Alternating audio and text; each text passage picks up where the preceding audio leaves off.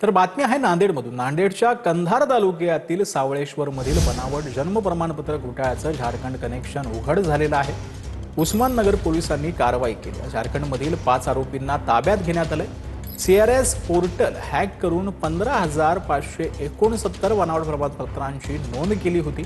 Cyber sale आणि IP ॲड्रेसच्या आधारे रांचीतील आरोपींना अटक करण्यात आली।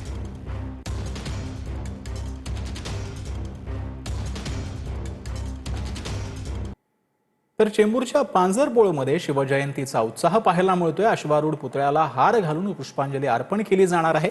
शिवस्मारक समिती आणि शिवसेना आमदार तुकाराम काते यांच्या वतीनं हा सोहळा जो आहे आयोजित करण्यात आलेला आहे। उपमुख्यमंत्री एकनाथ शिंदे या सोहळ्याला उपस्थित राहणार असल्याची माहिती आहे।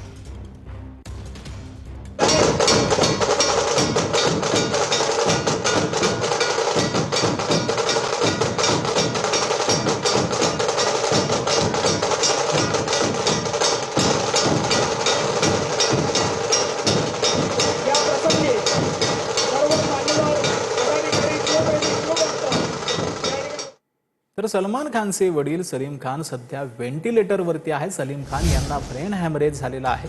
ब्रेन सर्जरी झाली नाही, डॉक्टरांनी ही माहिती दिली आहे। DSA नावाची एक छोटी शस्त्रक्रिया त्यांच्यावर करण्यात आल्याचं डॉक्टरांनी सांगितले। सलीम खान काही काळ वैद्यकीय निगराणीखाली राहतील असं देखील सांगण्यात आलं।